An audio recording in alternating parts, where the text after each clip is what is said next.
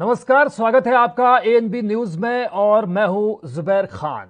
चाहे यूपीए हो या एनडीए, जिसे हमेशा सत्ता का सुख भोगना आता था, जिसे बड़े से बड़े दिग्गज नेताओं को अपनी उंगलियों पर नचाना आता था, जिसे दिल्ली के लुटियंस जोन में बतौर केंद्रीय मंत्री की हैसियत से रहना भी आता था, आज राजनीति के उसी मौसम वैज्ञानिक की पार्टी के 5 सांसदों ने लोक जनशक्ति पार्टी को छोड़ने का ऐलान क्या किया कि सियासी गलियारों में हलचल पैदा हो गई। यानी जानकारों के वे कयास सही साबित हो गए कि सुशासन बाबू से टकराने का खामियाजा देर सबेर चिराग पासवान को भुगतना पड़ेगा। हालांकि इसके पीछे बंदूक किसकी है यह अलग बहस है, लेकिन कंधों का इस्तेमाल तो सटीक निशाना लगाने में कामयाब हो ही गए हैं। बहरहाल लोक जनशक्ति पार्टी के 5 सांसदों ने पार्टी अध्यक्ष चिराग पासवान से बगावत का बिगुल बजा दिया है। बिहार के हाजीपुर से सांसद और चिराग पासवान के चाचा पशुपति पारस की अगुवाई में बगावत का ये डंका बजाया गया है, जिसके बाद चिराग पासवान दिल्ली में मौजूद पशुपति पारस से मिलने उनके आवास पर पहुंचे थे। हालांकि चिराग के यहां पहुंचने के रिश्तों की तलखी हुई साफ तौर पर दिखाई दी। चिराग को करीब 2 घंटे तक बाहर खड़े होकर इंतजार करना पड़ा। यानी पिता रामविलास पासवान की बनी बनाई विरासत को बचाने का जो जिम्मा बेटे चिराग पासवान ने उठाया है, शायद उसके लिए अभी चिराग पासवान के कंधे नाजुक भी हैं और वो कमजोर भी हैं। नतीजतन चिराग के तले अंधेरा होने के पूरे आसार हैं।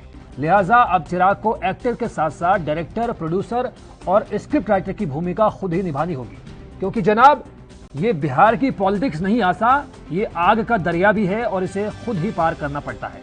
बहरहाल अब बिहार में लोक जनशक्ति पार्टी में मची सियासी रार के बीच चिराग पासवान ने राजू तिवारी को बिहार एलजेपी का प्रदेश अध्यक्ष नियुक्त किया है। उन्होंने एक पत्र जारी किया है जिसमें राजू तिवारी की नियुक्ति की बात कही गई है।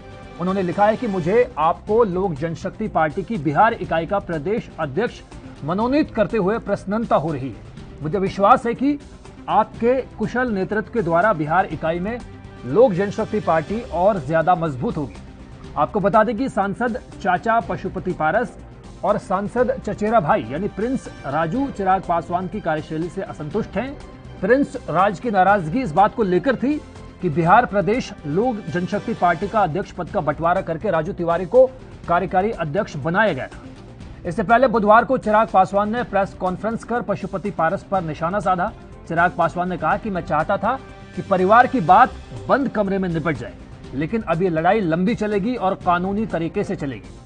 चिराग पासवान ने कहा कि पार्टी के संविधान के मुताबिक सिर्फ संसदीय दल और खुद राष्ट्रीय अध्यक्ष ही संसदीय दल के नेता को चुन सकता है। अगर चाचा कहते तो उन्हें संसदीय दल का नेता बना दिया जाता। अगर राष्ट्रीय अध्यक्ष की बात है तो संविधान के अनुसार अभी भी वही अध्यक्ष है। चिराग पासवान ने कहा कि मैं रामविलास पासवान का बेटा हूं, मैं शेर का बेटा हूं, पहले भी लड़ा हूं और आगे भी लड़ता रहूंगा। बिहार की जनता हमारे साथ है। जनता दल यूनाइटेड की तरफ से बांटने की कोशिश लगातार की जाती रही।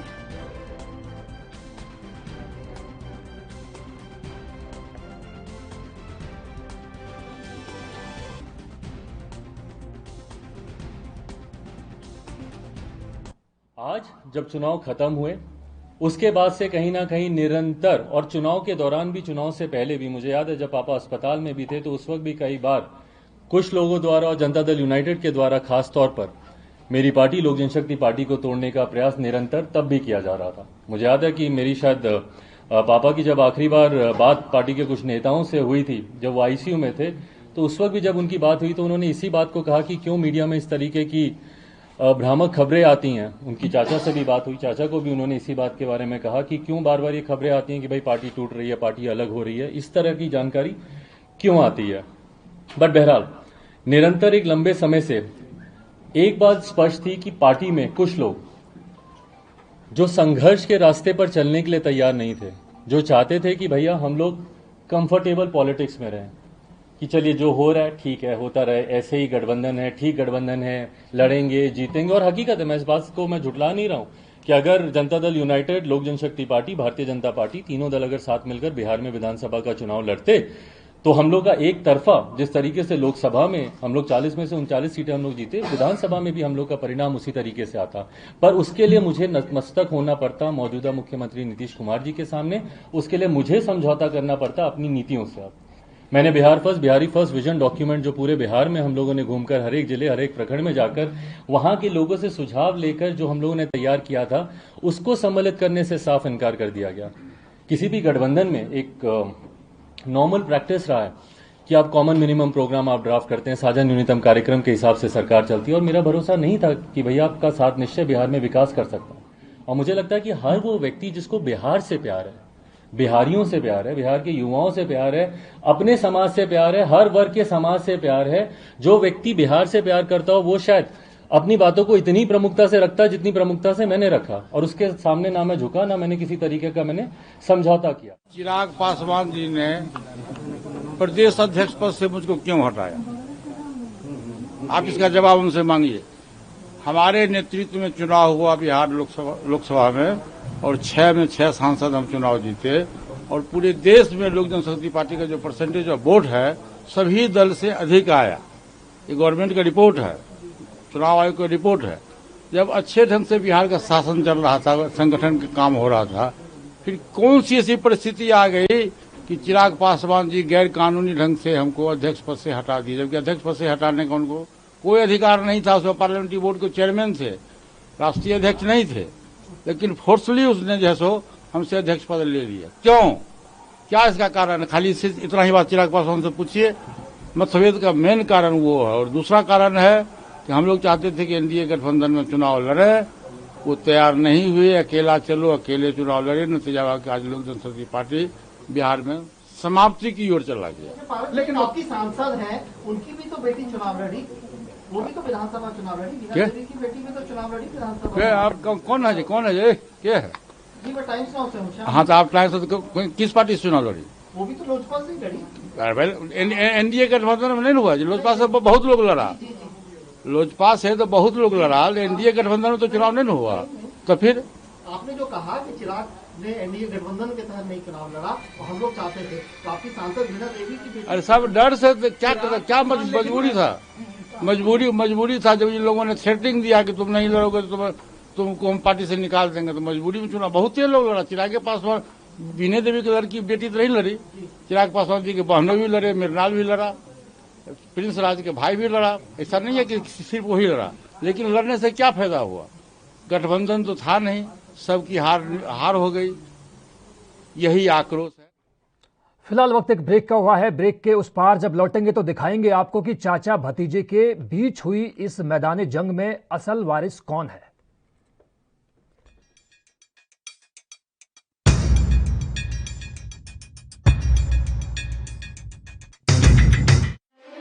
ਪੰਜਾਬ ਦੇ ਇਤਿਹਾਸ ਵਿੱਚ ਇੱਕ ਸੁਨਹਿਰਾ ਪੰਨਾ। ਸਮੁੱਚੇ ਭਾਰਤ ਵਿੱਚ ਪੰਜਾਬ ਬਣਿਆ ਸਿੱਖਿਆ ਦੇ ਖੇਤਰ ਵਿੱਚ ਨੰਬਰ 1। ਭਾਰਤ ਸਰਕਾਰ ਨੇ ਐਲਾਨ ਕੀਤਾ ਕਿ ਅਨੁਸੂਚਿਤ ਜਾਤੀਆਂ, ਲੜਕੀਆਂ ਅਤੇ ਵਿਕਲਾਂਗ ਬੱਚਿਆਂ ਨੂੰ ਸਿੱਖਿਆ ਪ੍ਰਦਾਨ ਕਰਨ ਲਈ ਪੰਜਾਬ ਹੀ ਹੈ ਸਰਵ ਉੱਤਮ ਸੂਬਾ। ਨਾਲ ਹੀ ਇਹ ਵੀ ਘੋਸ਼ਣਾ ਕੀਤੀ ਕਿ ਸਿੱਖਿਆ ਦੇ ਬੁਨਿਆਦੀ ਢਾਂਚੇ ਦਾ ਭਾਰਤ ਭਰ ਵਿੱਚ ਹੈ ਪਹਿਲਾ ਸਥਾਨ। ਲੈਬੋਰੇਟਰੀਆਂ, ਕੰਪਿਊਟਰ ਲੈਬ, ਸਾਫ਼ ਪੀਣ ਦਾ ਪਾਣੀ, ਟਾਇਲਟ, ਕਲਾਸਰੂਮਾਂ ਦੀ ਗਿਣਤੀ, ਸਕੂਲ ਦਾ ਗਵਾਂਢ ਵਿੱਚ ਹੋਣਾ, ਇਹਨਾਂ ਸਭ ਮਾਪਦੰਡਾਂ ਵਿੱਚ ਪੰਜਾਬ ਨੇ ਸਮੁੱਚੇ ਸੂਬਿਆਂ ਨੂੰ ਪਿੱਛੇ ਛੱਡਿਆ। ਜੋ ਪੰਜਾਬ ਦਾ ਨਾਮ ਵਧ ਰਿਹਾ ਉਹ ਤੁਸੀਂ ਬਣਾਇਆ, ਤੁਸੀਂ ਸਾਰੇ ਟੀਚਰਾਂ ਨੇ। ਮੈਂ ਤੁਹਾਡੇ ਸਾਰਿਆਂ ਨੂੰ ਦਿਲੋਂ ਬਹੁਤ ਧੰਨਵਾਦੀ ਹਾਂ ਤੁਹਾਡਾ। ਪ੍ਰਿੰਸੀਪਲ, ਹੈਡਮਾਸਟਰ ਤੇ ਟੀਚਰਾਂ ਦੀ ਉਪਲਬਧਤਾ, ਵਿਦਿਆਰਥੀਆਂ ਅਤੇ ਟੀਚਰਾਂ ਦੀ ਹਾਜ਼ਰੀ, ਸਕੂਲ ਵਿੱਚ ਦੁਪਹਿਰ ਦਾ ਭੋਜਨ, ਪਾਰਦਰਸ਼ਤਾ ਨਾਲ ਟੀਚਰਾਂ ਦੀ ਭਰਤੀ ਨਾਲ ਪੰਜਾਬ ਦਾ ਸੂਬਾ ਬਣਿਆ ਦੇਸ਼ ਦਾ ਮੋਹਰੀ। ਬੱਚਿਆਂ ਦਾ ਸਕੂਲ ਵਿੱਚ ਦਾਖਲਾ, ਪੜ੍ਹਾਈ ਛੱਡ ਚੁੱਕੇ ਬੱਚਿਆਂ ਨੂੰ ਦੁਬਾਰਾ ਸਕੂਲ ਵਿੱਚ ਪੜਾਉਣਾ, ਬੱਚਿਆਂ ਨੂੰ ਪੜ੍ਹਾਈ ਛੱਡਣ ਤੋਂ ਰੋਕਣਾ, ਇਹਨਾਂ ਮਾਪਦੰਡਾਂ ਵਿੱਚ ਵੀ ਪੰਜਾਬ ਨੇ ਹਾਸਲ ਕੀਤਾ ਪਹਿਲਾ ਸਥਾਨ। ਅਸੀਂ ਹੁਣ ਪਹੁੰਚ ਗਏ ਹਾਂ ਪਹਿਲੇ ਨੰਬਰ ਤੇ।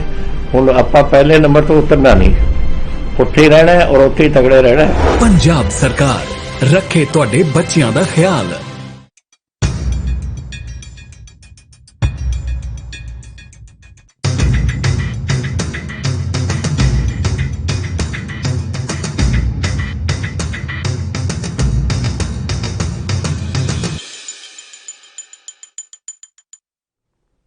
तो ब्रेक के बाद स्वागत है आपका। बिहार में इन दिनों सियासत में गहमा गहमी का माहौल पैदा हो गया है और जिस तरह से लोक जनशक्ति पार्टी में चाचा भतीजे के बीच जो ये जंग छिड़ी है, उसके बाद से कई तरह के कयासबाजी राजनीतिक हलकों में लगने लगे हैं। पशुपति पारस ने जिस तरह से ऐलान किया है बगावत का, उससे एक बात साफ हो गई है कि लोक जनशक्ति पार्टी अब बहुत ज्यादा लंबे वक्त तक टूटने से बच नहीं पाएगी।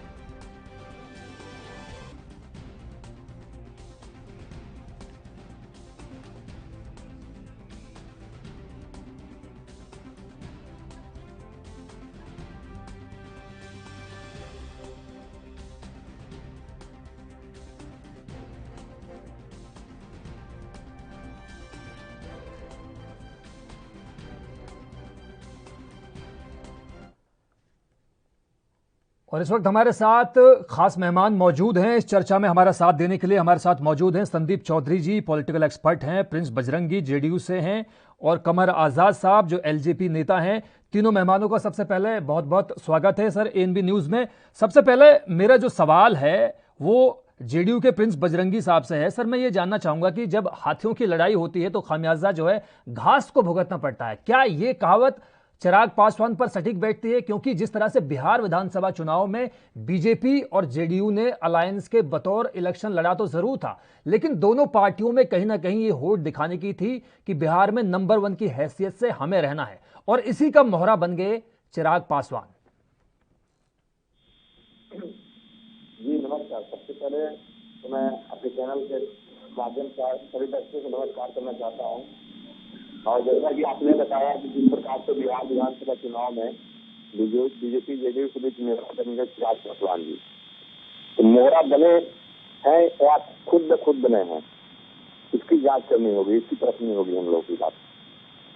माननीय चिराग पासवान जी तो राजनीति में आए जुम्मा 8 साल हुआ, और जैसा कि उनके राष्ट्रीय उपाध्यक्ष जो चलते थे पूर्व लोकसभा सांसद सुरभान सिंह ने साफ बोला है कि हमारी पार्टी की आयु 21 साल की है और ये 8 साल से लोक जनशक्ति पार्टी में आए हुए हैं। तो भाई किसी को लगता है कि उनसे पुराने नेता, साधारण नेता, उनसे अधिक नेता इस दल में है तो उनके नेतृत्व में क्यों काम किया जाए। इसीलिए ना कि राजा के पुत्र है, राजा के पुत्र ही राजा बनेगा यहाँ पर। तो ये सारी बहुत सारी बातें हैं। और चिराग पासवान जी फिल्मी दुनिया से उनको आए हैं यहाँ पर राजनीतिक दुनिया में, तो उनको सारा चीज ही फिल्मी सेट लगता था, जो कि वो सब उनका जो गुणा गणित था चल नहीं पाया। यही सारी बातें हैं। बताइए।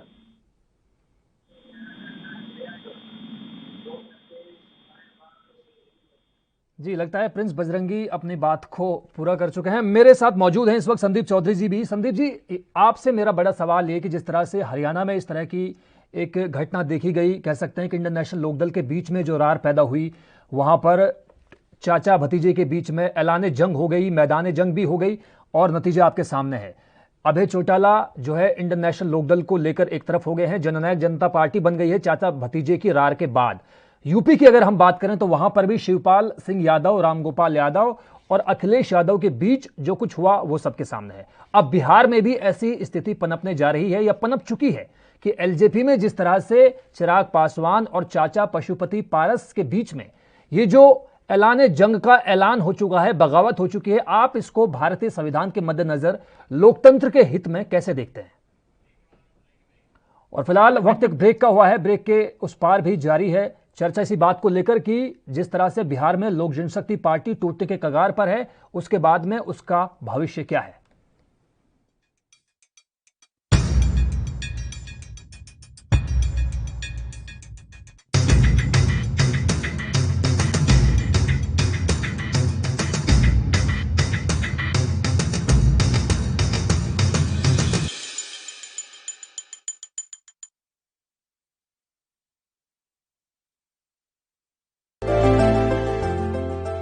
ਅੱਜ ਸਿਰਫ ਦੇਸ਼ ਹੀ ਨਹੀਂ ਬਲਕਿ ਪੂਰੀ ਦੁਨੀਆ ਹੀ ਕੋਰੋਨਾ ਤੋਂ ਜੂਝ ਰਹੀ ਹੈ। ਜਿੱਥੇ ਪਹਿਲੀ ਲਹਿਰ ਦੇ ਵਿੱਚ ਦੇਸ਼ ਦੇ ਨਾਲ ਹੀ ਪੰਜਾਬ ਨੇ ਵੀ ਸੰਘਰਸ਼ ਕੀਤਾ, ਉੱਥੇ ਹੀ ਦੂਜੀ ਲਹਿਰ ਵਿੱਚ ਪੰਜਾਬ ਦੀ ਕੈਪਟਨ ਅਮਰਿੰਦਰ ਸਿੰਘ ਸਰਕਾਰ ਨੇ ਠੋਸ ਫੈਸਲੇ ਲਏ ਨੇ ਤਾਂ ਜੋ ਕੋਰੋਨਾ ਦੇ ਫੈਲਾਅ ਨੂੰ ਰੋਕਿਆ ਜਾ ਸਕੇ।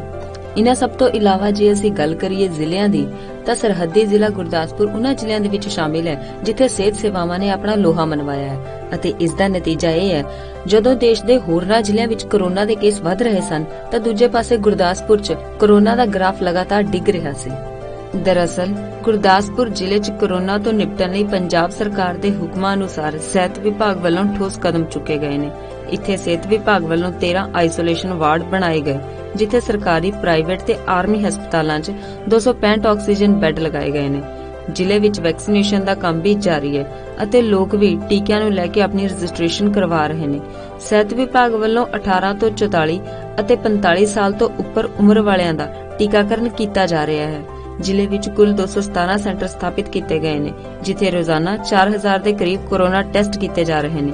ਇਸ ਤੋਂ ਇਲਾਵਾ ਸਿਹਤ ਵਿਭਾਗ ਵੱਲੋਂ ਹੋਮ ਕੁਆਰੰਟਾਈਨ ਮਰੀਜ਼ਾਂ ਲਈ ਫਤਿਹ ਕਿੱਟ ਵੀ ਭੇਜੀ ਜਾ ਰਹੀ ਹੈ। ਨੇ ਬੇਸਿਕ ਇਨਵੈਸਟੀਗੇਸ਼ਨਸ ਆ, ਬੇਸਿਕ ਟੈਸਟ ਹੈ, ਜਿਹਦੇ ਵਿੱਚ RBS, BP, ਸੈਚੂਰੇਸ਼ਨ, ਟੈਂਪਰੇਚਰ ਵਗੈਰਾ ਚੈੱਕ ਕਰਦੇ ਆ ਤੇ ਉਹ ਕਰਕੇ ਜੇ ਤੇ ਪੇਸ਼ੈਂਟ ਜਿਹੜਾ ਉਹ ਫਿੱਟ ਆ ਹੋਮ ਆਈਸੋਲੇਸ਼ਨ ਵਾਸਤੇ, ਉਹ ਬਿਲਕੁਲ ਸਹੀ ਆ ਤੇ ਉਹਨੂੰ ਅਸੀਂ ਉੱਥੋਂ ਹੀ ਜਾਂ ਗਵਰਨਮੈਂਟ ਆਫ ਪੰਜਾਬ ਵੱਲੋਂ ਜਿਹੜੀ ਫਤਿਹ ਕਿੱਟ ਹੈ ਉਹ ਅਸੀਂ ਉੱਥੋਂ ਹੀ ਜਾਰੀ ਕਰ ਦਿੰਦੇ ਹਾਂ। ਤੇ ਜੇ ਕੋਈ ਪੇਸ਼ੈਂਟ ਥੋੜਾ ਅਨਫਿਟ ਜਾਂ ਅਨਸਟੇਬਲ ਸਾਨੂੰ ਲੱਗਦਾ, ਉਸ ਨੂੰ ਅਸੀਂ ਐਡਮਿਟ ਕਰਕੇ ਆਈਸੋਲੇਸ਼ਨ ਵਾਰਡ ਦੇ ਵਿੱਚ ਹੀ ਇੱਥੇ ਰੱਖ ਲੈਂਦੇ ਆ ਤੇ ਉਹਨਾਂ ਦਾ ਜੋ ਪ੍ਰੋਪਰ ਟ੍ਰੀਟਮੈਂਟ ਹੈ ਜਿਹੜਾ as per protocol ICMR guideline ਦੇ ਮੁਤਾਬਕ ਉਹ ਜਿਹੜਾ ਅਸੀਂ ਕਰਦੇ ਆ। ਸਿਰਫ ਗੁਰਦਾਸਪੁਰ ਦੇ ਸ਼ਹਿਰੀ ਖੇਤਰਾਂ 'ਚ ਹੀ ਨਹੀਂ, ਸਗੋਂ ਪੇਂਡੂ ਖੇਤਰਾਂ ਵਿੱਚ ਵੀ ਸਿਹਤ ਵਿਭਾਗ ਵੱਲੋਂ ਲਗਾਤਾਰ ਸੈਂਪਲਿੰਗ ਕੀਤੀ ਜਾ ਰਹੀ ਹੈ ਤੇ ਵੈਕਸੀਨੇਸ਼ਨ ਦਾ ਕੰਮ ਵੀ ਜਾਰੀ ਹੈ।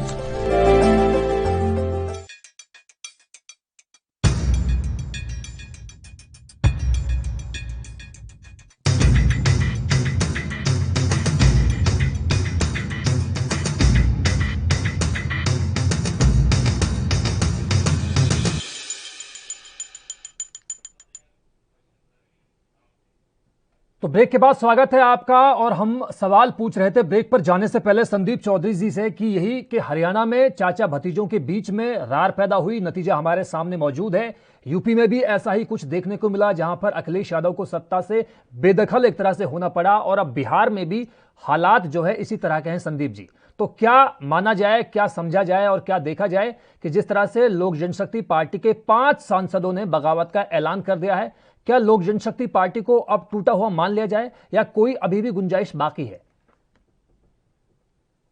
देखिए, जिस तरीके से आज हम लोक जनशक्ति पार्टी की बात कर रहे हैं या हरियाणा में इनेलो के टूटने की बात कर रहे हैं या समाजवादी पार्टी के टूटने की बात कर रहे हैं, ये फेरिस्त बहुत लंबी है। आप किसी भी प्रदेश में जाएंगे, वहां किसी भी क्षेत्रीय दल की हालत देख लीजिए। जिस तरीके से पारिवारिक बंटवारे होते हैं, उसी तरीके से एक दिन आकर के वो जो उनकी क्षेत्रीय पार्टी होती है, पारिवारिक के बंटवारे की तरह उस पार्टी का बंटवारा हो जाता है। लेकिन आज हम चूंकि बात बिहार की कर रहे हैं, LGP की कर रहे हैं, तो चिराग पासवान को हमें समझना पड़ेगा, इस कैरेक्टर को हमें समझना पड़ेगा कि क्या चिराग पासवान उस तरीके के नेता हैं जिस तरीके के उनके फादर हुआ करते थे, जिस तरीके की पासवान साहब इनको राजनीति देकर गए, उन्होंने इस पार्टी को खड़ा किया। आप समझ सकते हैं, जो व्यक्ति किसी घर को बनाता है वो जानता है उस घर के अंदर कमजोर ईंट कहाँ लगी हुई है, मजबूत ईंट कहाँ लगी हुई है। लेकिन चिराग पासवान को नहीं पता था, उनको तो बनी बनाई पार्टी मिली है, वो बना बनाया प्लेटफॉर्म मिला है। तो जिस तरीके से चिराग पासवान ने भारतीय जनता पार्टी से दुश्मनी ली, उनके खिलाफ खुलकर बोलने का काम किया, जिस तरीके से उन्होंने नीतीश कुमार के खिलाफ खुलकर बोलने का काम किया, जेडीयू के नेताओं को टारगेट पर लिया, तो उन्होंने कहीं ना कहीं खुद अपनी कब्र खोदने का काम किया था। ये लोग इतने मजबूत नेता हैं कि इनसे टक्कर लेना चिराग पासवान के बस की बात नहीं थी। और चिराग पासवान ने हालात को नहीं समझा। चिराग पासवान को एक मंझा हुआ नेता बनना था, तो जेडीयू के साथ मिलकर चलना था, भारतीय जनता पार्टी के साथ मिलकर चलना था। तो कहीं ना कहीं मैं मानता हूं कि सारी चूक के जिम्मेदार खुद चिराग पासवान है, जो आज उनके भाई, चाचा सब लोग उनसे अलग हो चुके हैं। जी, हमारे साथ कमर आज़ाद साहब भी मौजूद हैं। कमर जी, मैं आपसे भी ये जानना चाहूँगा कि जिस तरह से अब ये ऐलान हो चुका है, अब ये किसी से छिपा नहीं है कि लोकजपा में जो है बगावत हो चुकी है, चाचा भतीजों में जंग का ऐलान हो चुका है, और ये जंग का ऐलान जो है किस राह पर आगे जाएगा ये भी देखने वाली बात होगी। लेकिन जिस तरह से पहली बार चिराग पासवान को ये कहना पड़ा है कि पिताजी के गुजर जाने के बाद पहली बार उन्हें यह एहसास हुआ है, ये महसूस हुआ है कि वो वाकई अनाथ है, और चिराग के लिए कम से कम 2 घंटे तक दरवाजे भी नहीं खोले गए दिल्ली में। तो हालात ये कैसे पैदा हो गए लोजपा में? अमर आजाद साहब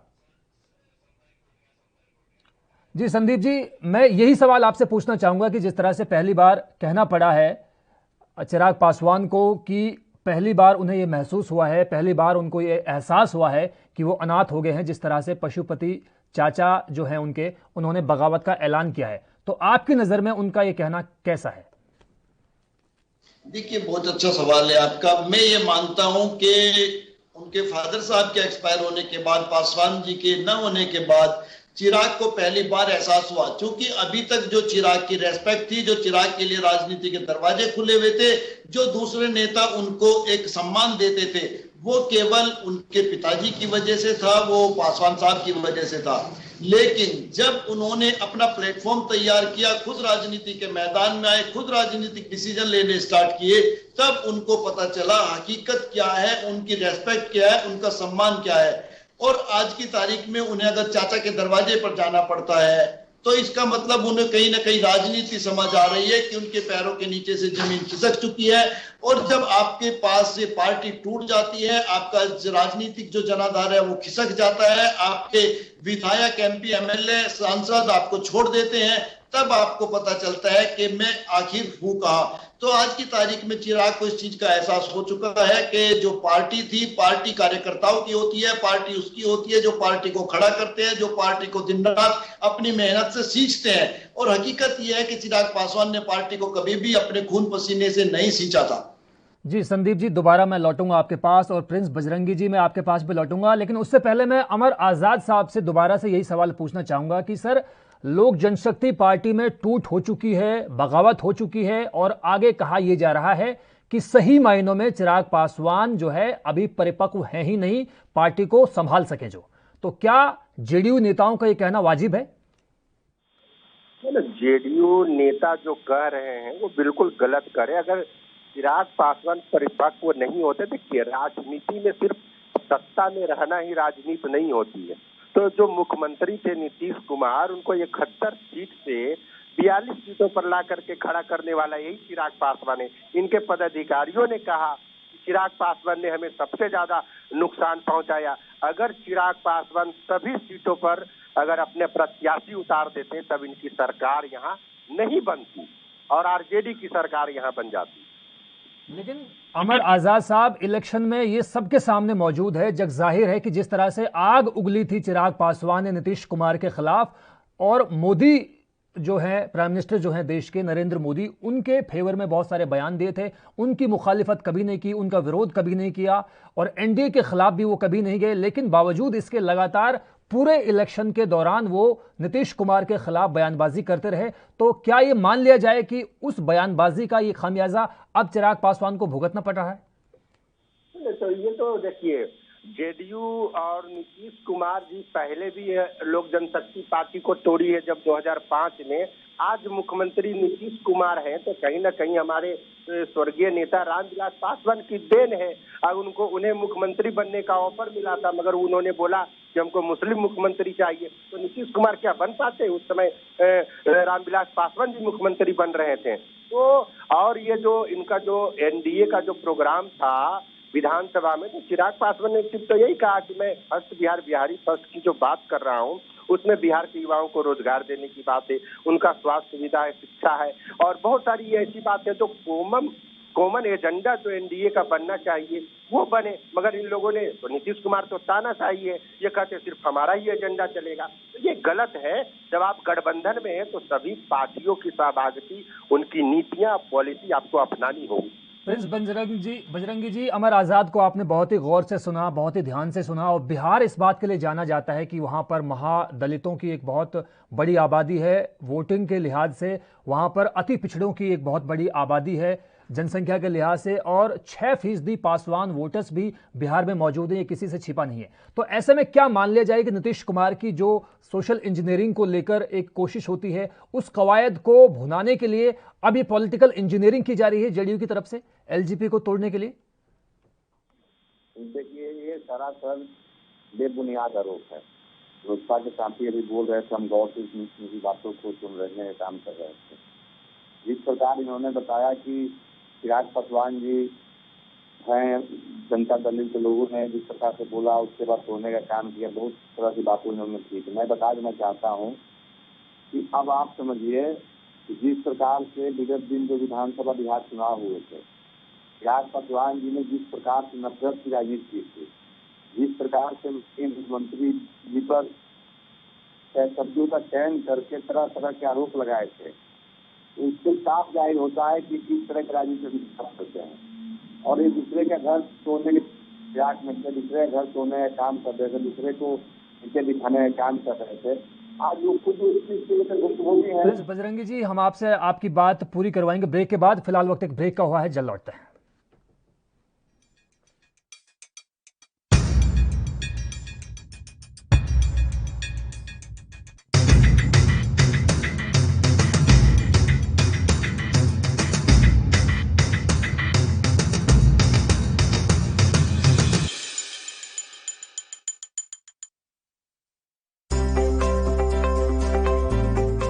ਦੇਸ਼ ਦੇ ਨਾਲ ਹੀ ਪੂਰੇ ਪੰਜਾਬ ਵਿੱਚ ਵੀ ਕਰੋਨਾ ਵੈਕਸੀਨੇਸ਼ਨ ਮੁਹਿੰਮ ਪੂਰੇ ਜ਼ੋਰਾਂ ਤੇ ਹੈ। ਜਿੱਥੇ ਬਜ਼ੁਰਗ ਲਾਈਨਾਂ 'ਚ ਲੱਗ ਕੇ ਵੈਕਸੀਨ ਲਗਵਾ ਰਹੇ ਨੇ ਤੇ ਉੱਥੇ ਹੀ ਯੂਥ ਵੀ ਵੱਧ ਚੜ ਕੇ ਵੈਕਸੀਨ ਲਗਵਾਉਣ ਲਈ ਅੱਗੇ ਆ ਰਹੇ ਨੇ। ਜੇ ਅਸੀਂ ਹੁਣ ਤੱਕ ਦੀ ਗੱਲ ਕਰੀਏ ਤਾਂ ਪੰਜਾਬ ਵਿੱਚ 50 ਲੱਖ ਤੋਂ ਵੱਧ ਲੋਕਾਂ ਨੂੰ ਵੈਕਸੀਨ ਲੱਗ ਚੁੱਕੀ ਹੈ ਤੇ ਇਹ ਪੂਰੀ ਤਰ੍ਹਾਂ ਸੇਫ ਹੈ। ਜਿਸ ਹਿਸਾਬ ਨਾਲ ਕੋਵਿਡ-19 ਦੇ ਵਾਇਰਸ ਨੂੰ ਆਪਾਂ ਸਟੱਡੀ ਕੀਤਾ ਹੈ, ਉਹਦੇ ਵਿੱਚ ਵੈਕਸੀਨੇਸ਼ਨ ਇੱਕ ਬਹੁਤ ਹੀ ਸਕਸੈਸਫੁਲ ਟ੍ਰੀਟਮੈਂਟ ਸਟ੍ਰੈਟਜੀ ਹੈ, ਸਾਰਿਆਂ ਨੂੰ ਹੀ ਲਗਵਾਉਣੀ ਚਾਹੀਦੀ ਹੈ। ਜਿੱਥੇ ਇੱਕ ਪਾਸੇ ਪੂਰੇ ਦੇਸ਼ ਦੇ ਨਾਲ ਹੀ ਪੰਜਾਬ ਵਿੱਚ ਵੀ ਵੈਕਸੀਨ ਲੱਗ ਰਹੀ ਹੈ ਤੇ ਉੱਥੇ ਹੀ ਦੂਜੇ ਪਾਸੇ ਕੁਝ ਲੋਕ ਵੈਕਸੀਨ ਨੂੰ ਲੈ ਕੇ ਅਫਵਾਹਾਂ ਉਡਾ ਰਹੇ ਨੇ। ਪਰ ਇਨ੍ਹਾਂ ਅਫਵਾਹਾਂ ਤੇ ਡਾਕਟਰਾਂ ਦੇ ਨਾਲ ਹੀ ਆਮ ਲੋਕਾਂ ਨੇ ਵੀ ਵੈਕਸੀਨ ਲਗਵਾ ਕੇ ਬ੍ਰੇਕ ਲਗਾਈ ਹੈ। ਅਫਵਾਹਾਂ ਤੋਂ ਬਚੋ, ਏਦਾਂ ਦੀ ਕੋਈ ਗੱਲ ਨਹੀਂ ਆ। ਅੱਗੇ ਵੱਧ ਕੇ ਇੰਜੈਕਸ਼ਨ ਲਵਾਉਣਾ ਚਾਹੀਦਾ। ਪਰ ਹੁਣ ਦੇਖ ਲਓ ਤੁਸੀਂ, ਲਾਈਨਾਂ 'ਚ ਲੋਕੀ ਲੱਗੇ ਹੋਏ ਕਿ ਇੰਜੈਕਸ਼ਨ ਲਵਾ ਦਿਓ, ਪਰ ਉਹ ਪਾਗਲ ਥੋੜੀ ਜਿਹੜੇ ਲਾਈਨਾਂ 'ਚ ਲੱਗੇ ਹੋਏ ਆ ਇੰਜੈਕਸ਼ਨ ਲਵਾਉਣ ਨੂੰ। ਇਸੇ ਤਰ੍ਹਾਂ ਵੈਕਸੀਨ ਲਗਵਾ ਚੁੱਕੀ ਸੁਸ਼ਮਾ ਮੋਦਗਿਲ ਨਾਮ ਦੀ ਇੱਕ ਮਹਿਲਾ ਨੇ ਵੈਕਸੀਨ ਨੂੰ ਪੂਰੀ ਤਰ੍ਹਾਂ ਸੇਫ ਦੱਸਿਆ ਹੈ ਤੇ ਉਹਨਾਂ ਨੇ ਅਪੀਲ ਕਰਦੇ ਹੋਏ ਕਿਹਾ ਕਿ ਸਾਨੂੰ ਸਾਰਿਆਂ ਨੂੰ ਵੈਕਸੀਨ ਲਗਵਾਉਣੀ ਚਾਹੀਦੀ ਹੈ ਕਿਉਂਕਿ ਇਸ ਨਾਲ ਸਾਡਾ, ਸਾਡੀ ਫੈਮਿਲੀ ਦਾ ਤੇ ਦੂਜਿਆਂ ਦਾ ਬਚਾਅ ਹੁੰਦਾ ਹੈ। मेरी लोगों से एक ही अपील है कि वैक्सीन जो है वो एक हमारा अधिकार है और इस अधिकार से हमें पीछे नहीं हटना चाहिए। ये हमें जरूर लगवानी चाहिए क्योंकि इसी से हमारे यहाँ जो है बचाव है और बचाव में ही दूसरों का बचाव है। फर्स्टली हम जब खुद का बचाव करते हैं तभी हम अपनी फैमिली का बचाव करते हैं और दूसरों के साथ जब हम मिलते हैं तो शायद इसमें दूसरे पर्सन को भी हम सेफ रखते हैं। ਜ਼ਿਕਰਯੋਗ ਹੈ ਕਿ ਵੈਕਸੀਨ ਦੀ ਪ੍ਰਮਾਣਿਕਤਾ ਨੂੰ ਸਿੱਧ ਕਰਨ ਲਈ ਖੁਦ ਕੈਪਟਨ ਅਮਰਿੰਦਰ ਸਿੰਘ ਵੈਕਸੀਨ ਦੀ ਦੋਨੋਂ ਡੋਜ਼ ਲਗਵਾ ਚੁੱਕੇ ਨੇ ਤੇ ਉਹਨਾਂ ਨੇ ਵੈਕਸੀਨ ਨੂੰ ਪੂਰੀ ਤਰ੍ਹਾਂ ਸੇਫ ਦੱਸਿਆ ਹੈ ਅਤੇ ਉਹਨਾਂ ਨੇ ਸਾਰਿਆਂ ਨੂੰ ਵੈਕਸੀਨ ਲਗਵਾਉਣ ਲਈ ਅਪੀਲ ਵੀ ਕੀਤੀ ਹੈ।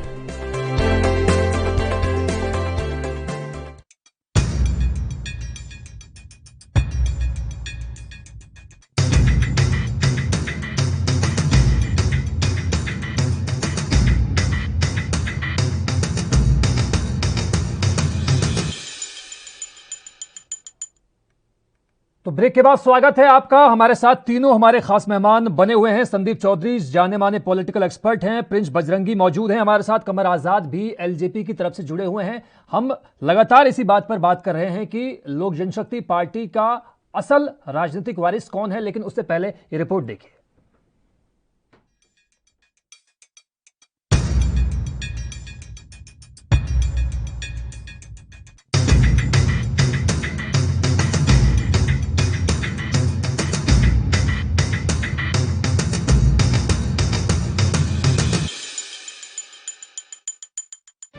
एक अफ्रीकी कहावत है कि जब हाथियों की लड़ाई होती है तो खामियाजा घास को भुगतना पड़ता है। आप सोचेंगे मैं ये कहावत क्यों सुना रहा हूं? क्योंकि ये कहावत बिहार की मौजूदा सियासत को सीधे तौर पर परिभाषित कर रही है। दरअसल एक तरफ नीतीश कुमार और उनकी पार्टी जेडीयू है तो दूसरी तरफ अमित शाह और उनकी पार्टी बीजेपी है। दोनों के बीच बिहार चुनाव में ठनी थी। जेडीयू राज्य में बड़ी पार्टी रही है लेकिन बीजेपी की कोशिश जेडीयू को जूनियर बनाने की थी। दोनों के बीच शतरंज बिछी हुई थी। बीजेपी ने चिराग को मोहरा बना दिया। ऐसा नहीं था कि चिराग इस खेल को नहीं समझ रहे थे, वो सब कुछ समझ रहे थे, फिर भी वो मोहरे के तौर पर आगे बढ़े, नीतीश को सीधे निशाने पर रखा, बीजेपी के साथ बने रहे, लेकिन जेडीयू को हराने की कमर कसते रहे। बीजेपी के नेता नीतीश की खातिर चिराग को चेताते रहे, लेकिन अंदर खाने हरी झंडी भी दिखाते रहे। चिराग ने तकरीबन 40 सीटों पर वोट काटकर जेडीयू को बीजेपी के जूनियर पार्टनर की स्थिति में ला ही दिया, लेकिन आरजेडी ने इतनी सीटें जीत ली कि वो नीतीश के हाथ में तुरुप जैसा हो गया। बीजेपी नीतीश पर कमान कसती तो वे आरजेडी की राह ले सकते थे, लिहाजा बीजेपी ने कोई बाधा नहीं करी। नीतीश ने सीएम बनना तो मंजूर किया, लेकिन अपमान के तमाम घूंट पी जाने के बावजूद अब कमान कसने की बारी उनकी थी। उन्होंने अपनी शर्तें रखना शुरू किया, लिहाजा चिराग को बजट से पहले एनडीए की बैठक में शामिल होने का निमंत्रण मिला तो नीतीश कुमार थन गए। नतीजतन फिर चिराग को उस बैठक में आने से रोक दिया गया। लेकिन चिराग को बिहार चुनाव में अपनी भूमिका के बदले बीजेपी हाईकमान से काफी उम्मीदें थी, मां को राज्यसभा और अपने लिए मंत्री पद। लेकिन बीजेपी के लिए नीतीश की खुशी और नाखुशी ज्यादा अहम हो गई। ऐसे में चिराग की लौ को तेज करने से बिहार की गठबंधन सरकार के जलने का खतरा था। इधर नीतीश अपनी गोटियां बिछाते रहे। पहले एलजेपी का एकमात्र विधायक टूटा और अब चिराग को छोड़कर बाकी 6 में से 5 सांसदों ने बगावत का ऐलान कर दिया। चिराग हनुमान की तरह अपना सीना चीर उसमें राम की तरह पीएम नरेंद्र मोदी के बसे होने की बात कर रहे हैं। मोदी चाहते तो इस टूट को रोक सकते थे।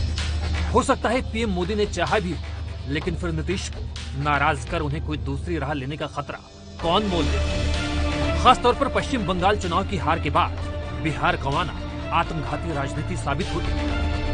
अगर बीजेपी बंगाल में जीत जाती तो फिर बिहार में कई प्रयोग कर पाने की हालत में आ सकती थी। लेकिन अब तो बिहार में बीजेपी के लिए जाही विधि राखे नीतीश ताही विधि रही की स्थिति है। इसीलिए बीजेपी को चिराग कार्ड तो फिर एक बार चिराग की मदद कर सकती थी। वो अलग हुए 5 सांसदों को जेडीयू में विलय हो जाने देती ताकि एलजेपी पर चिराग एक छत्र रहे। लेकिन ऐसी सूरत में जेडीयू के कुल सांसद 21 हो जाते और बीजेपी के 17 ही रहते। विधानसभा में जूनियर, लोकसभा में सीनियर हो जाता तो फिर मंत्री पद से लेकर कई समीकरण उल्टे पुल्टे हो जाते। लिहाजा हनुमान चिराग की न सोचकर बीजेपी के राम ने अपनी सोची। एलजेपी में वर्चस्व की लड़ाई छिड़ गई। तो बात यहाँ से शुरू हुई थी कि हाथियों की लड़ाई में खामियाजा घास को भुगतना पड़ता है। चिराग घास नहीं है, सियासत के वो युवा दूब है जो अपनी जिजीविषा दिखाकर पनप सकते हैं। लेकिन फिलहाल तो 2 हाथियों के बीच की लड़ाई में कुचल दिए गए हैं। ANB news report.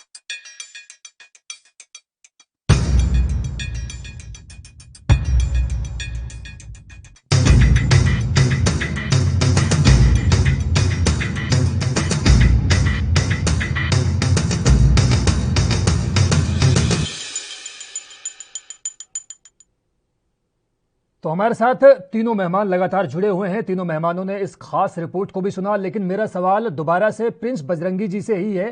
Prince Bajrangi जी, जिस तरह से अब ये बिहार में सोशल इंजीनियरिंग दिखा रही है जेडीयू, या इसको कहें पॉलिटिकल इंजीनियरिंग, इसमें कितनी कामयाब जेडीयू को आप मानते हैं? क्या जेडीयू को फायदा पहुंचेगा एलजेपी के टूटने से? सीधा सवाल।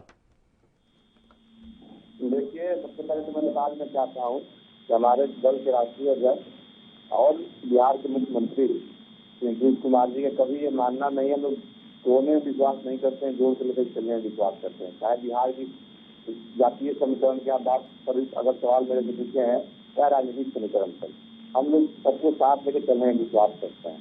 और हम बता देना चाहते हैं कि जिस प्रकार से आज 2005 के बाद से आज 2021 चल रहा है, जिस प्रकार से माननीय मुख्यमंत्री जी ने बिहार के जब से मुख्यमंत्री बने तो बिहार की कैसे गर्भ से निकालकर यहाँ पर लिखा है, ये सभी लोग जानते हैं। जिस प्रकार की तमाम राजनीतिक समस्याएं उनके सामने आती रही, तरह तरह की कठिनाई होती रही। इस चुनाव में ही देख लीजिए, चिराग जी आज बोलते हैं कि हम एनडीए के साथ थे, एनडीए के साथ हैं और रहेंगे, चिराग जी बोलते हैं। और कल भी बोलते थे और कल की कॉन्फ्रेंस में भी ये बोलने का काम उन्होंने किया है। तो मैं बता देना चाहता हूँ कि आप देख लीजिए कि जो विगत दिन चुनाव हुआ, इन्होंने जहाँ जहाँ जेडीयू के उम्मीदवार को वहाँ चुनाव लड़ाने का काम किया, जेडीयू पर कैसे देने का काम किया। और देख लीजिए कि राघोपुर में जहाँ सीएसपी भी चुनाव लड़े थे, वहाँ से बीजेपी था, बीजेपी वहाँ चुनाव लड़ रही थी। वहाँ पर इन्होंने किस हैसियत से वहाँ पर बीजेपी को उम्मीदवार दिया। ये तो डायरेक्ट कहीं ना कहीं बीजेपी जी को विकट को फायदा पहुँचा रहे थे। बिहार विधानसभा चुनाव में इनका ये कहीं ना कहीं काम सत्तर चल जाए। आज जो दूसरे ढंग में आगे लगाने कवर खोलने का काम किए, तो इनके कुछ सामने परिस्थिति उत्पन्न हुई है, उससे उनका अपना पर्सनली मामला है, इसमें हम लोग को ज्यादा नहीं बोलना चाहिए, अपना जरूर देखना चाहिए। लेकिन हाँ, आप जिस तरह से मतलब किए, जिस तरह से हमारे मुख्यमंत्री के ऊपर आपने शब्दों का चयन किया कि कहीं से राजनीति में आपकी परख दर्शाता है कि आपकी कितनी राजनीतिक परख है। तो इस प्रकार आप जो किए हैं आपके सामने है, आप उससे निपटिए। शुक्रिया प्रिंस बजरंगी जी। दोबारा मैं लौटूंगा आपके पास। हमारे साथ मौजूद हैं जाने माने पॉलिटिकल एक्सपर्ट संदीप चौधरी जी। संदीप जी, मेरा सवाल आपसे ये है कि फिलहाल जो गहमा गहमी का माहौल पूरे बिहार प्रदेश में इस वक्त मौजूद है, लेकिन बावजूद इसके सबसे बड़ा जो विपक्षी दल है यानी राष्ट्रीय जनता दल, उसके जो प्रमुख आजकल बने हुए हैं तेजस्वी यादव, उनकी तरफ से इस पर कोई बयान नहीं आया। लालू प्रसाद यादव भी इस वक्त जेल से बाहर है, उनकी तरफ से भी कोई बयान आया नहीं है। बीजेपी की तरफ से भी कोई बयान अभी तक आया नहीं है और जेडीयू की तरफ से भी कोई बयान अभी तक इसको लेकर आया नहीं है। तो ऐसे में माना क्या जाए कि जो ये हास्यास्पद की जो स्थिति है या जो कहें कि ये जो मिस्ट्री बन रही है, ये कैसी केमिस्ट्री है अपने आप में? ये मैं आपको बताऊं, मैं बिहार में गवर्नर सत्यपाल मलिक जी का सलाहकार था। मैं राजभवन में वहां रह के आया हूं, मैंने बिहार में काम किया है जी। तो बिहार के लोग वेट एंड वॉच वाली स्थिति की राजनीति करते हैं। वो ऐसे हल्के में कोई काम नहीं करते कि कल उन्हें शर्मिंदगी उठानी पड़े। तो इस टाइम वहां के जो नेता है वो पूरी स्थिति को वॉच कर रहे हैं। और ये चीज आपको अजीब लग सकती है यहाँ बैठकर, लेकिन मुझे अजीब नहीं लगती। जब से चिराग पासवान ने इस तरीके के स्टेटमेंट से नीतीश कुमार जी जैसे जो वहां के सीनियर और देश के पॉपुलर नेताओं में शामिल हैं, उनके खिलाफ दिया था, एक तरीके से चिराग पासवान ने बिगुल फूंक दिया था।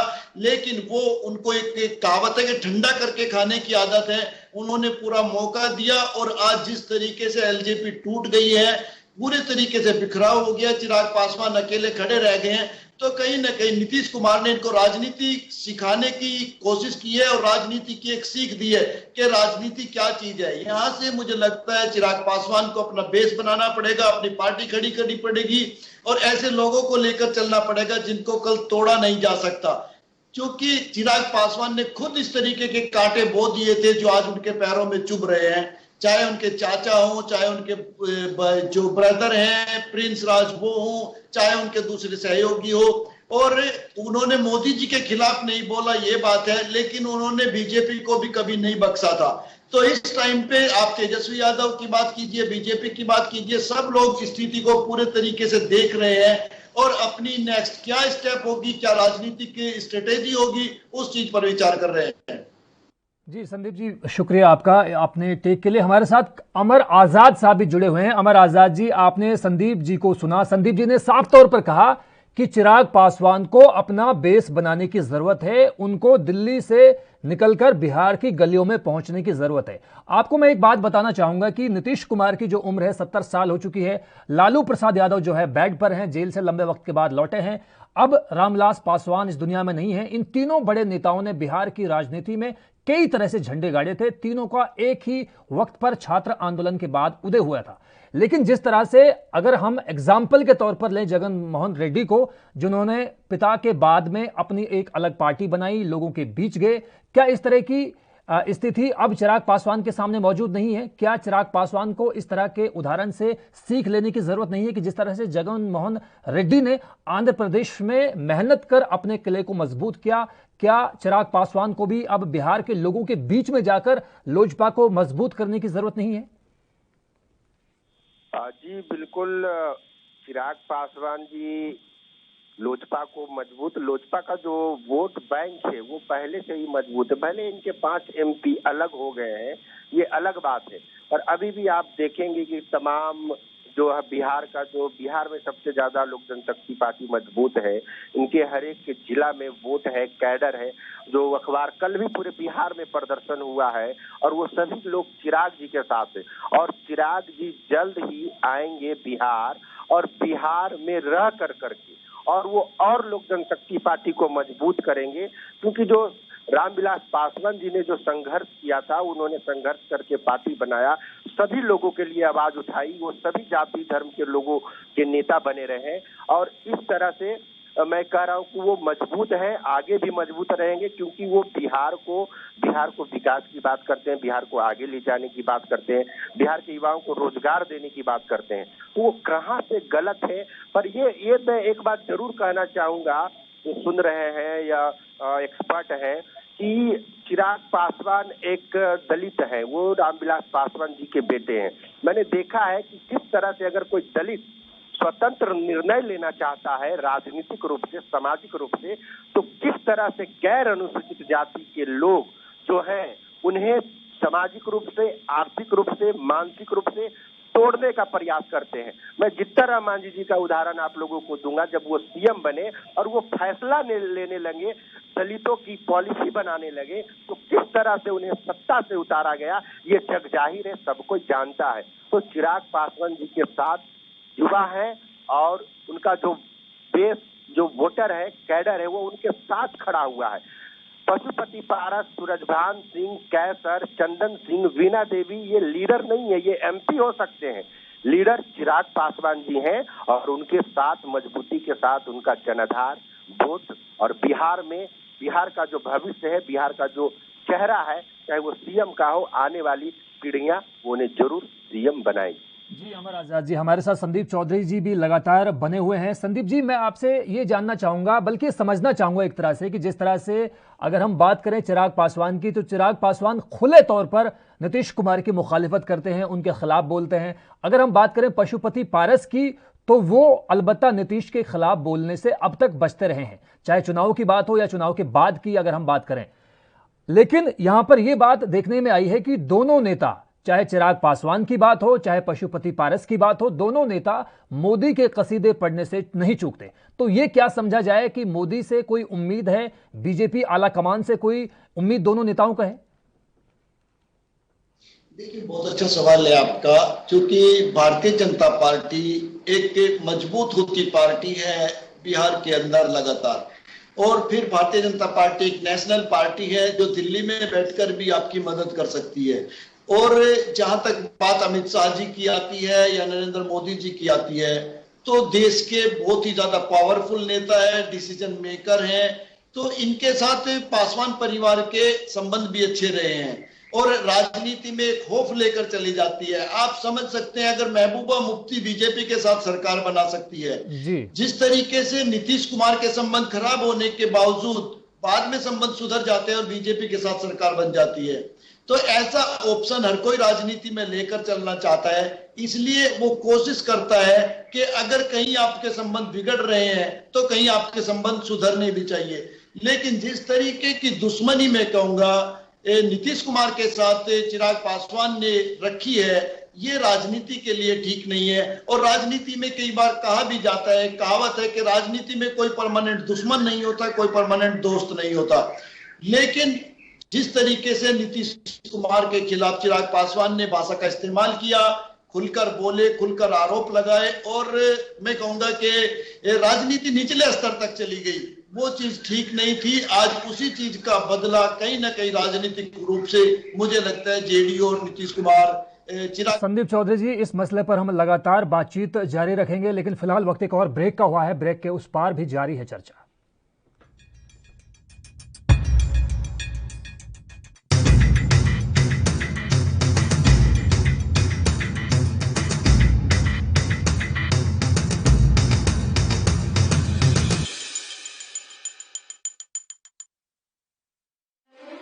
ਪੰਜਾਬ ਦੇ ਇਤਿਹਾਸ ਵਿੱਚ ਇੱਕ ਸੁਨਹਿਰਾ ਪੰਨਾ, ਸਮੁੱਚੇ ਭਾਰਤ ਵਿੱਚ ਪੰਜਾਬ ਬਣਿਆ ਸਿੱਖਿਆ ਦੇ ਖੇਤਰ ਵਿੱਚ ਨੰਬਰ 1। ਭਾਰਤ ਸਰਕਾਰ ਨੇ ਐਲਾਨ ਕੀਤਾ ਕਿ ਅਨੁਸੂਚਿਤ ਜਾਤੀਆਂ, ਲੜਕੀਆਂ ਅਤੇ ਵਿਕਲਾਂਗ ਬੱਚਿਆਂ ਨੂੰ ਸਿੱਖਿਆ ਪ੍ਰਦਾਨ ਕਰਨ ਲਈ ਪੰਜਾਬ ਹੀ ਹੈ ਸਰਵ ਉੱਤਮ ਸੂਬਾ। ਨਾਲ ਹੀ ਇਹ ਵੀ ਘੋਸ਼ਣਾ ਕੀਤੀ ਕਿ ਸਿੱਖਿਆ ਦੇ ਬੁਨਿਆਦੀ ਢਾਂਚੇ ਦਾ ਭਾਰਤ ਭਰ ਵਿੱਚ ਹੈ ਪਹਿਲਾ ਸਥਾਨ। ਲੈਬੋਰੇਟਰੀਆਂ, ਕੰਪਿਊਟਰ ਲੈਬ, ਸਾਫ਼ ਪੀਣ ਦਾ ਪਾਣੀ, ਟਾਇਲਟ, ਕਲਾਸਰੂਮਾਂ ਦੀ ਗਿਣਤੀ, ਸਕੂਲ ਦਾ ਗਵਾਂਢ ਵਿੱਚ ਹੋਣਾ, ਇਹਨਾਂ ਸਭ ਮਾਪਦੰਡਾਂ ਵਿੱਚ ਪੰਜਾਬ ਨੇ ਸਮੁੱਚੇ ਸੂਬਿਆਂ ਨੂੰ ਪਿੱਛੇ ਛੱਡਿਆ। ਜੋ ਪੰਜਾਬ ਦਾ ਨਾਮ ਵਧ ਰਿਹਾ ਉਹ ਤੁਸੀਂ ਬਣਾਇਆ, ਤੁਸੀਂ ਸਾਰੇ ਟੀਚਰਾਂ ਨੇ। ਮੈਂ ਤੁਹਾਡੇ ਸਾਰਿਆਂ ਨੂੰ ਦਿਲੋਂ ਬਹੁਤ ਧੰਨਵਾਦੀ ਹਾਂ ਤੁਹਾਡਾ। ਪ੍ਰਿੰਸੀਪਲ, ਹੈਡਮਾਸਟਰ ਤੇ ਟੀਚਰਾਂ ਦੀ ਉਪਲਬਧਤਾ, ਵਿਦਿਆਰਥੀਆਂ ਅਤੇ ਟੀਚਰਾਂ ਦੀ ਹਾਜ਼ਰੀ, ਸਕੂਲ ਵਿੱਚ ਦੁਪਹਿਰ ਦਾ ਭੋਜਨ, ਪਾਰਦਰਸ਼ਤਾ ਨਾਲ ਟੀਚਰਾਂ ਦੀ ਭਰਤੀ ਨਾਲ ਪੰਜਾਬ ਦਾ ਸੂਬਾ ਬਣਿਆ ਦੇਸ਼ ਦਾ ਮੋਹਰੀ। ਬੱਚਿਆਂ ਦਾ ਸਕੂਲ ਵਿੱਚ ਦਾਖਲਾ, ਪੜ੍ਹਾਈ ਛੱਡ ਚੁੱਕੇ ਬੱਚਿਆਂ ਨੂੰ ਦੁਬਾਰਾ ਸਕੂਲ ਵਿੱਚ ਪੜਾਉਣਾ, ਬੱਚਿਆਂ ਨੂੰ ਪੜ੍ਹਾਈ ਛੱਡਣ ਤੋਂ ਰੋਕਣਾ, ਇਹਨਾਂ ਮਾਪਦੰਡਾਂ ਵਿੱਚ ਵੀ ਪੰਜਾਬ ਨੇ ਹਾਸਲ ਕੀਤਾ ਪਹਿਲਾ ਸਥਾਨ। ਅਸੀਂ ਹੁਣ ਪਹੁੰਚ ਗਏ ਹਾਂ ਪਹਿਲੇ ਨੰਬਰ ਤੇ। ਹੁਣ ਆਪਾਂ ਪਹਿਲੇ ਨੰਬਰ ਤੋਂ ਉਤਰਨਾ ਨਹੀਂ, ਉੱਥੇ ਹੀ ਰਹਿਣਾ ਹੈ ਔਰ ਉੱਥੇ ਹੀ ਤਗੜੇ ਰਹਿਣਾ ਹੈ। पंजाब सरकार रखे तुहाडे बच्चियां दा ख्याल।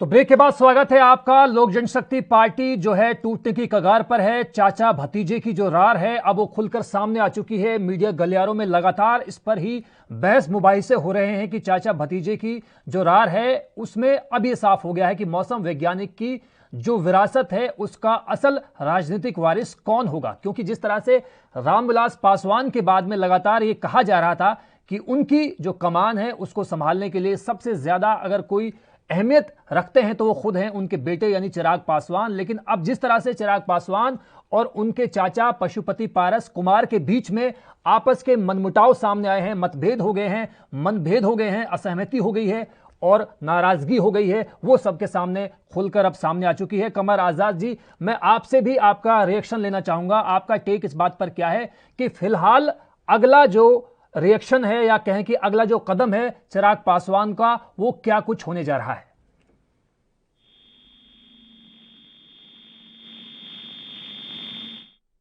जी कमर आजाद साहब, क्या आप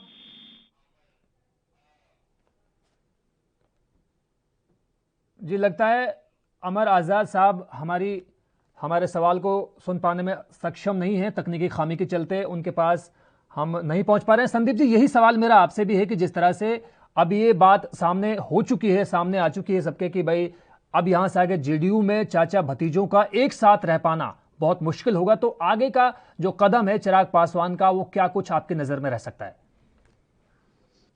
देखिए, यहाँ से चिराग पासवान के लिए जरूरी हो गया है कि वो जो रामविलास पासवान जी ने पार्टी की कमान उनको थमाई, उस पार्टी को मजबूत करें। और इसके लिए जरूरी है कि आपको बिहार में जाना पड़ेगा, अपना जो संगठन है प्रदेश में संगठन बनाना पड़ेगा, आपको विश्वास पात्र लोग रखने पड़ेंगे, आपको जिले में संगठन बनाना पड़ेगा, अपने विश्वास पात्र लोग रखने पड़ेंगे, आपको मंडल में बनाना पड़ेगा और बूथ लेवल तक आपको अपनी टीम खड़ी करने की जरूरत है। अगर आप पब्लिक के बीच में जाएंगे, मुझे लगता है आपको सहानुभूति भी मिलेगी और पब्लिक का सपोर्ट भी मिलेगा। और जो चीज आज आपके हाथ से निकली है, हो सकता है आने वाले समय में जिस तरीके से आपने जगन मोहन रेड्डी की बात की थी, या जिस तरीके से आप दुष्यंत चौटाला की बात करें, या दिल्ली में जिस तरीके से एकदम नए आए केजरीवाल ने सरकार बनाई, तो वो भी बहुत कुछ कर सकते हैं। अपनी खोई हुई जो राजनीतिक पृष्ठभूमि है उसको वापस पा सकते हैं। जी अमर आजाद साहब, आपने सुना संदीप जी का जो पक्ष है या जो उनका मत है, उन्होंने अपना दोबारा से यही कहना चाहा है कि जिस तरह से उन्होंने खोई हुई जमीन को लौटाने की कवायद की है, बात कही है कि क्या दोबारा से चिराग पासवान लौटा पाएंगे उस खोए हुए रसूख को? क्यों नहीं लौटा पाएंगे? इसमें है क्या, जब जनता उसके साथ है, जब चिराग जी के साथ जनता है, वोटर साथ है, तो क्यों नहीं? उनका वजूद अभी खत्म ही कहाँ हुआ? वो एमपी हैं, इलेक्शन लोकसभा का होगा, फिर विधानसभा का होगा। अगर उनके पास जनाधार नहीं होता तो 24-25 लाख वोट जो उनको मिले, क्यों मिले? उनके साथ है, उनके साथ हर एक जाति धर्म के लोग हैं, हर एक वर्ग के लोग हैं। और चिराग जी अभी युवा हैं। नीतीश कुमार जी अब कुछ दिन में रिटायर करेंगे या क्या करेंगे पता नहीं, मगर चिराग जी का लंबा भविष्य है। वो संघर्ष करेंगे और अपनी जो जमीन है उसको और मजबूत करेंगे। मजबूत अभी भी है और भी ज्यादा मजबूत करेंगे। देखिए, नीतीश कुमार जी, चिराग पासवान बौखला गए थे कि नीतीश कुमार को कैसे 71 सीटों से 42-43 सीटों पर, तो वो बौखला गए। उनकी पार्टी का अंदरूनी मीटिंग हुआ तो सबसे अहम जो मुद्दा ये आया कि चिराग पासवान ने हमें डैमेज किया, तो वो उनके परिवार को डैमेज करना चाहते हैं। ये गलत है, इतनी गंदी राजनीति उन्हें नहीं करनी चाहिए थी। ललन सिंह, महेश्वर हजारी, ये सब लोग मिलकर करके उनके साथ खेल खेल रहे हैं। तो देखिए, चक्रव्यूह में भले फंसे हैं चिराग पासवान जी, मगर वो चिराग पासवान जी वो अभिमन्यु नहीं है, तो चक्रव्यूह को तोड़ नहीं पाएंगे। वो तोड़ देंगे और बिहार की जनता उनके साथ है। नीतीश कुमार जो है गंदी राजनीति कर रहे हैं, ये कहना है लोजपा के प्रवक्ता का। फिलहाल वक्त एक ब्रेक का हुआ है, ब्रेक के उस पार भी जारी है चर्चा।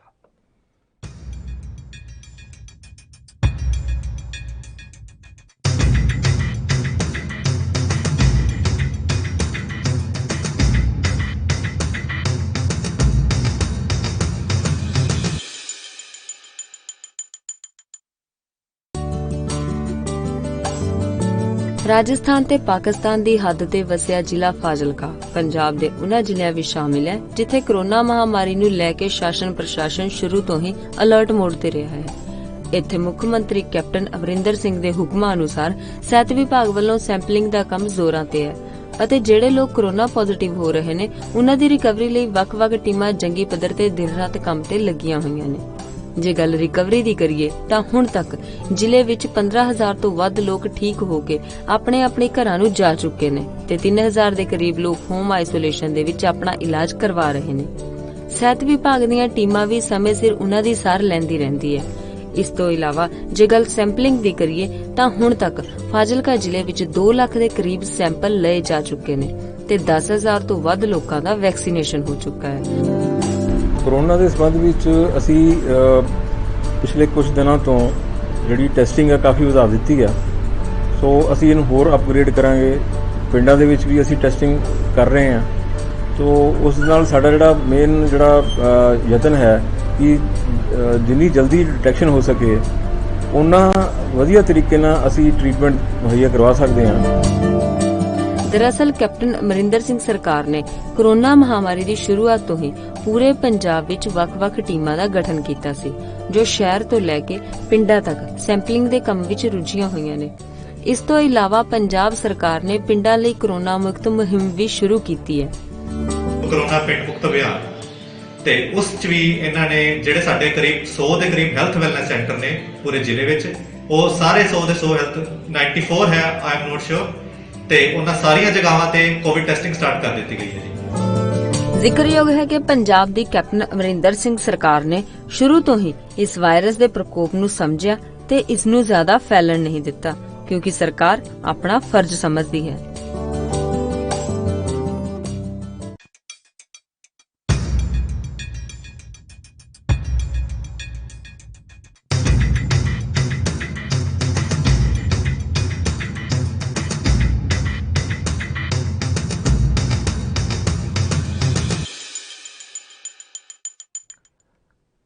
तो ब्रेक के बाद स्वागत है आपका। एक कहावत आपने जरूर सुनी होगी कि अगर पानी में किसी को रहना है तो मगरमच्छ से बैर नहीं रखना चाहिए। यही कुछ हो रहा है चिराग पासवान के साथ, जिनको नीतीश कुमार के साथ बयानबाजी करना, उनके खिलाफ बोलना महंगा पड़ रहा है। लेकिन कहते हैं ना कि अगर चिराग की जो लौ है वो बहुत तेज है और उसका फैलाव जो है वो दूर दूर तक दिखाई देना है, तो चिराग को अभी यकीनन मेहनत करने की जरूरत है। संदीप जी, आपका आखिरी रिएक्शन। देखिए, चिराग मेहनत कर सकते हैं, युवा है, पब्लिक के बीच में जाएंगे और उनके फेस में एक अट्रैक्शन है, वो लोगों को जोड़ सकते हैं। लेकिन उन्हें अवॉइड करना पड़ेगा दूसरे लोगों पर किस तरीके से प्रहार करना है। आप उसको राजनीतिक लड़ाई को अपनी पर्सनल दुश्मनी नहीं बना सकते, किसी को नीचा दिखाकर आप आगे नहीं बढ़ सकते, क्योंकि वो लोग फिर आपके जो बनाया घर है उसको गिराने में लग जाते हैं, आपकी पार्टी को तोड़ने में लग जाते हैं। तो आपको किसी के प्रति भी बोलने से पहले 1000 बार सोचना पड़ेगा। और नीतीश कुमार जी वो शख्स हैं, वो नेता हैं जिनको एक टाइम पे देश के प्रधानमंत्री मोदी जी ने कहा था कि इनके डीएनए में प्रॉब्लम है, और बाद में उन्हें अपनी चीज को ठीक करना पड़ा और उनके साथ मिलना पड़ा, उनसे बात करनी पड़ी और आज उनके साथ। नीतीश कुमार के बारे में तो संदीप जी कहा भी जाता है कि नीतीश कुमार किसी भी बात को भूलते नहीं है, वो बहुत सारी चीजों को, बहुत सारे वादों को याद रखते हमेशा। बिल्कुल बिल्कुल, मैं आपकी बात से सहमत हूं और मैंने आपको बताया भी है कि जहां प्रधानमंत्री ने अपनी चीज को ठीक किया है, उन्होंने डीएनए में प्रॉब्लम बताने के बावजूद उनके साथ अपने रिश्ते अच्छे किए और आज उनके साथ सरकार चला रहे हैं। तो चिराग पासवान को भी ये चीज याद रखनी चाहिए, क्योंकि मेन जो वहां की लीडरशिप है, जो बिहार की राजनीति है, वो नीतीश कुमार के इर्द गिर्द घूमती है, वो लालू प्रसाद यादव के परिवार के इर्द गिर्द घूमती है। तो इन लोगों से सीधे तौर पर टकराव की स्थिति से चिराग पासवान को हमेशा बचना चाहिए। जी संदीप जी, सही कहा आपने। और हमारे साथ एलजेपी के प्रवक्ता आजाद भी मौजूद हैं। अमर आजाद साहब, मैं आपसे जानना चाहूंगा कि क्या आप इस बात से सहमत हैं कि अब जिस तरह से लोजपा में टूट हो चुकी है, परिवार बिखर चुका है, चाचा भतीजे अलग हो चुके हैं, क्या खुद चिराग पासवान को, क्योंकि वो एक्टिंग भी करते रहे हैं, क्या आपको लगता है कि अब उनको एक्टिंग के साथ साथ खुद ही डायरेक्टर बनने की जरूरत है, प्रोड्यूसर भी बनने की जरूरत है और खुद ही इस पूरी फिल्म की कहानी लिखने की भी जरूरत है?